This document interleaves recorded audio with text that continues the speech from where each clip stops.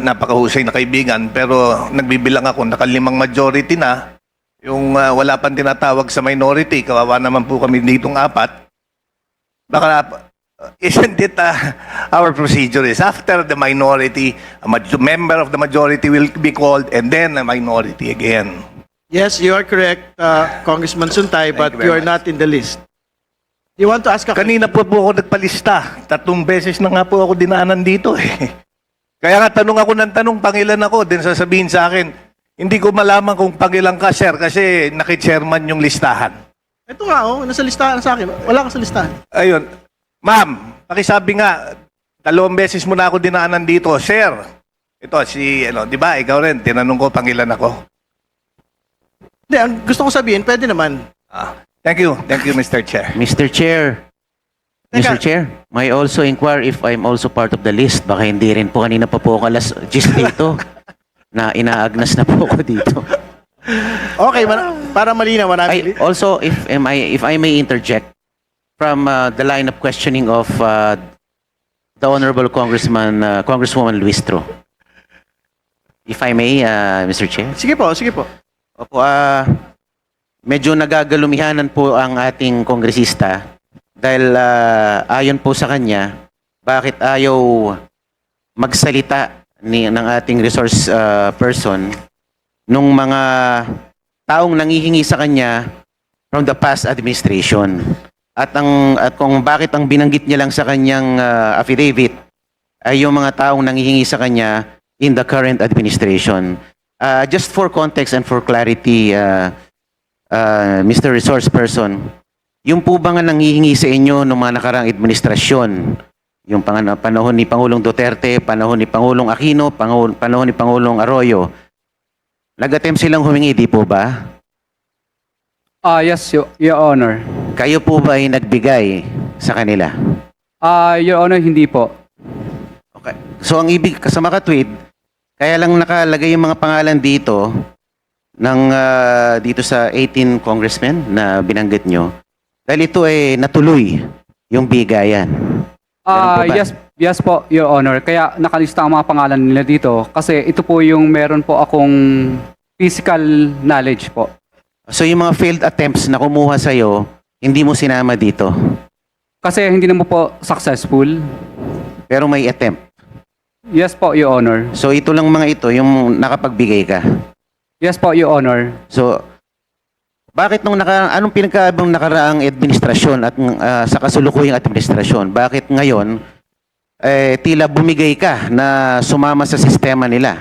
Ba't nung nakaraan kaya mo naman pigilan na sarili mo na magbigay? Anong pinagkaiba ng administrasyon na to sa nakaraang administrasyon? Dati po kasi, nung mga nakaraang 3 administrasyon, unlimited po ang pagsali sa bidding. Kahit ma-disqualified ka ng 100 ulit, wala pong tinatawag na 3-strike policy. At patutunayan po yan ang lahat ng contractor sa buong DPWS na takot silang sumali sa bidding dahil mabablocklist sila pag 3 ulit silang na-disqualified. Kasi may department order po na tinatawag na 3-strike policy. Okay. You've been a contractor since 2003. Sabi niyo po sa inyong salaysay. Yes po. In a span of 21 years or 24 years? Tama po ba? 23 years po. 23 years being a contractor.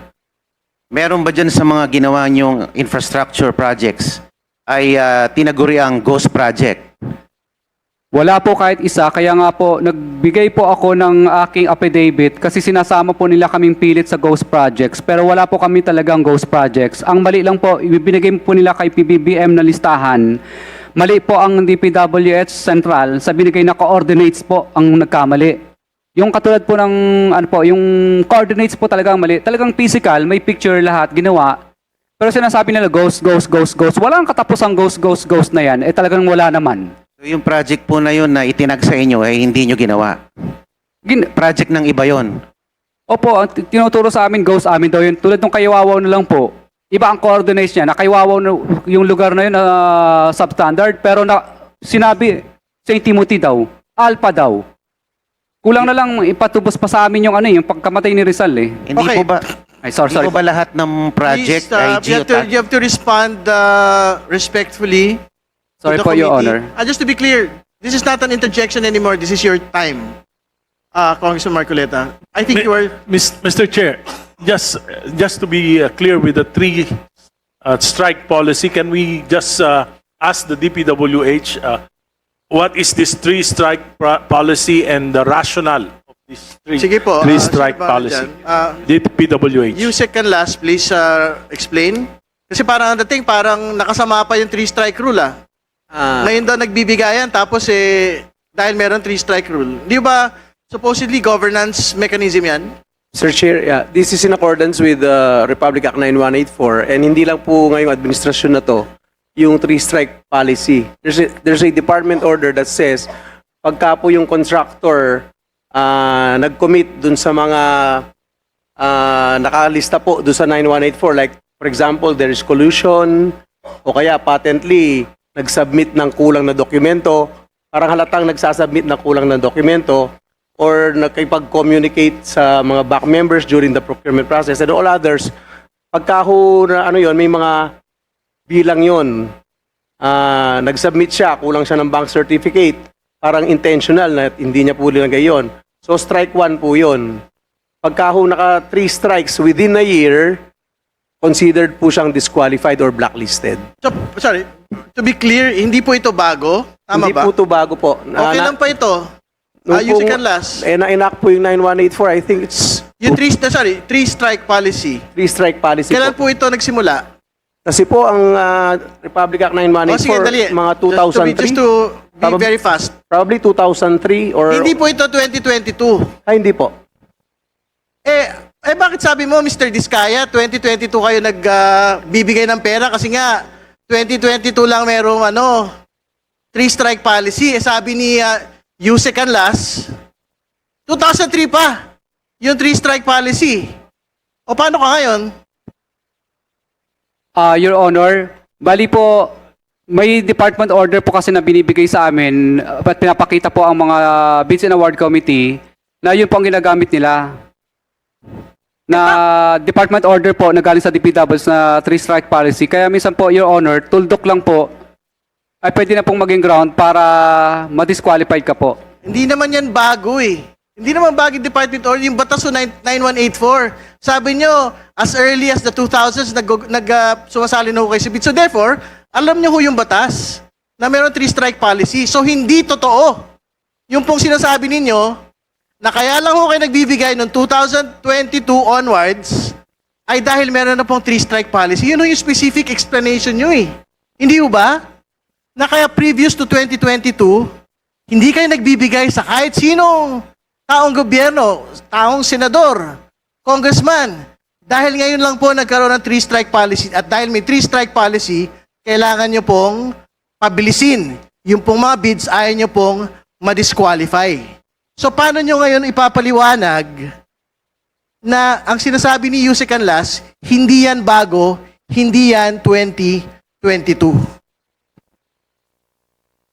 Your Honor, pero nung mga panahon po na yun, hindi po ganun po kahigpit ang three-strike policy. Dito lang po nila parang in-implement ng matinding-matindi po yung three-strike policy. O di nung in-implement ng matinding-matindi, doon kayo nagbibigay ng pera sa mga tao, ganun ba? Hindi po, Your Honor. Bali, natatakot lang po yung mga contractor na pag nakatatlong Huwag mo idamay ibang kontratista, ikaw lang naman yung kausap dito. Natatakot kayo. Yan ang gusto nyo sabihin? Your Honor, kasi pag naka three-strike policy ka po, ay Hindi, yun ipapablacklist nga. ka na Wala po na nila. yun, tapos na yun Basag na yung sinasabi mo May three-strike policy nga bago 2022. Yusek Anlas, you wanted to say something? It was strengthened by a department order issued in 2015. The violations include purchasing bidding documents but later withdrawing from the bidding without justifiable cause, submitting a letter of non-participation, failing to submit a bid without a valid cause, submitting a late bid without valid justification, submitting insufficient or defective documentation, and other actions deemed to undermine the integrity of public bidding. So what is the date of the department order that we are talking about, Yusek Anlas? 2015, Mr. Chair. My friend, Mr. Diskaya, 2015, yung department order. So ano po yung pinagsasabi nyo na 2022 lang po kayo nagsimula na magbigay dahil meron pong department order? Paliwanag nyo ngayon. Your Honor, pwede po ba akong mag-submit na lang ng mga dokumento na Hindi kahit... pwede, sagot mo muna. Ay. Magpaliwanag ka muna.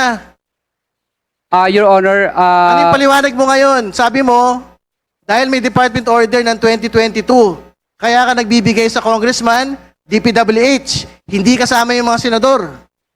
Pero ang sabi ni Yusek Canlas, hindi po yan totoo, 2015, yung department order po na yan. O so paano ka ngayon? Your Honor, yung nakalagay po na binanggit po ni Yusek Canlas, ano po yun, yung mga ganong ground po, ang magagawa mo, doon ka lang po madi-disqualified. Talagang totoo naman po yun. Pero this time po, minsan po nagkamali ka lang po ng letra, nagkamali ka lang po ng spelling, basta hindi ikaw po ang napili, ay kadalasan po, i-disqualified ka na po. Minsan po, naranasan po namin parang isang salitang sentence lang talaga, wala, napuyat yung gumawa ng technical. Nagkamali ng letra, isa na po sa ground yun na pwede kang ma-disqualified. Nagkamali ng numero, disqualified na rin po. Okay, meeting suspended. Mr. Chair, just to clarify, Suspend lang muna. I just Meeting want to suspended. ask.